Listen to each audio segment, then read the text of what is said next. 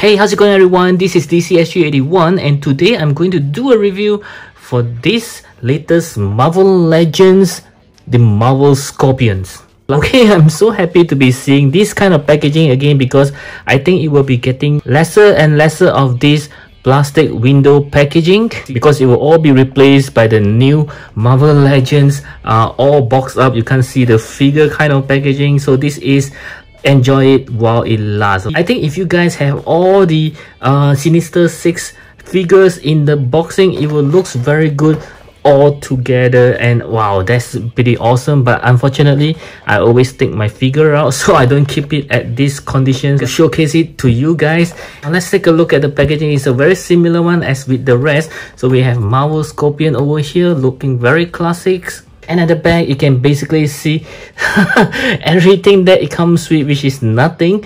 And also this is some backstory of this Scorpion. You can actually take a look at it if you want to. Let's get him out. Okay, so this is Scorpion right out of the box, and oh my god, I think I'm starting to regret getting this guy. Why? No, don't get me wrong, it's not because it looks bad, but I'm going to have a very hard time to get him to stand because of the tail. So it's very hard to get him to stand. You can see that I'm using the tail to support him, otherwise he will just fall down. But let's take a closer look on the overall look of it. Well, it does looks very good, but at the same time I don't remember the classic Scorpion to be looking at this way, because I remember it to be in all green and not the light green and dark green kind of things. So I did some research and I don't really find any pictures looking like this except for the animated Spider-Man's ones, which looks exactly like this. But I do like a lot in the case that it has all the linings, which very effectively hides all the joints. I kind of like this green as well. It's very refreshing to be seeing this kind of green in your collection somehow. At the back you can see, wow, this one is very huge, and the tail of course is very nice. I'm not sure why they have all these holes on it. You can see there are some holes here. Maybe it's for it to breathe. I'm not sure why they need holes. And this thing here, this looks very good. It looks like it's made of die cast, but it's not. You can see it's very soft. One more thing that I like about it is the face sculpt. You can see it looks very awesome. At least it has some angry expression. So again, my only worrying is that I can't really get him to stand properly without using the tail. Yeah, you see, this is the problem now. Okay, so this is good now. Okay, next let's go through the articulation. So for the head, he can look to the right, to the left, no problem. Looking up, yes, very nice. Looking down, wow, even better. His hand can go 360 degrees, and his arm can also go up more than 90 degrees. It's an arm swivels, double joint elbow. His hand can swivel, go up and down. 2 points of articulations over here, so he can turn his waist, move the torso. Let's see how well he can bend forward. Not too much. Bending backwards not going to happen because of this thing here. There's also a leg swivels which is hidden.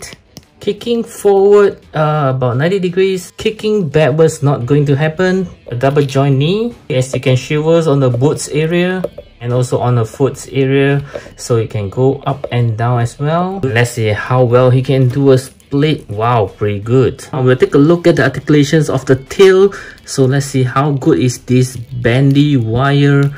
Wow, okay, so apparently it is pretty good. You can actually bend it wherever you want to. Let's see if you can do a bend like this. Okay, so it's not holding the bending very well. It doesn't stay in the shape, so it does go away after a while, but at least we can say that the whole thing here is a bendy wire. Let's see, I want to do something like a snake style. Yeah, I think it doesn't really hold that well. It will eventually just go off the shape.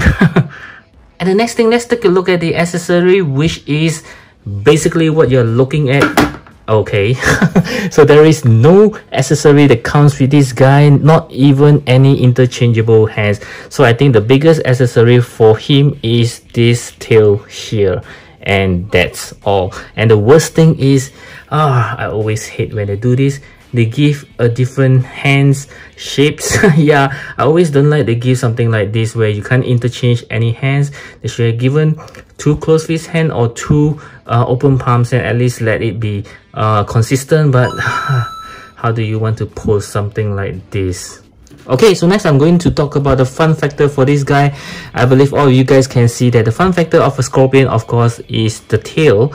But apparently the bandy wire isn't so easy to control. Yeah, I tried to pose a simple pose whereby he's attacking with the tail, but somehow it doesn't really stay in positions. Yeah, that's quite a bummer. I was hoping that this is a good bandy wire, that it can stay in the shape as we want it to, but it doesn't really do that very well. Yeah, so this is quite a disappointment actually to me, but it does looks very good with this long tail. I kind of like it that they make it so long. I want it to be something like this, yep, to go to the front, but it just keep going back. Yeah, so it's not that fun to play with. If you are enjoying this video, do click on the likes button. Okay, so right up next, I'm going to do some size comparison. I will start off with some Marvel Legends. So I have this classic Spider-Man and also this Spider-Woman. Wow, I think they looks great together. And then we have the lizards right over here, which scales very nice together. And also this rhino. And next, let's check out some SH Figuarts. I have this Homecoming Spider-Man, which is rather small as compared to him, and also this upgraded suit Spider-Man. And next we'll move on to some Mayfax. I have this very small Spider-Man from the Homecoming Spider-Man as well, and also this 075 Mayfax comic versions of the Amazing Spider-Man. I think they scale pretty well together.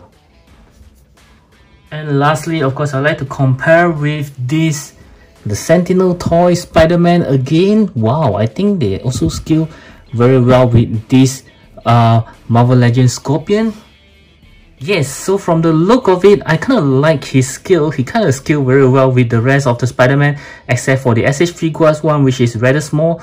But as we know, SH Figuarts is used to be small even for the MCU ones. So this guy here can scale with any other of the Spider-Man.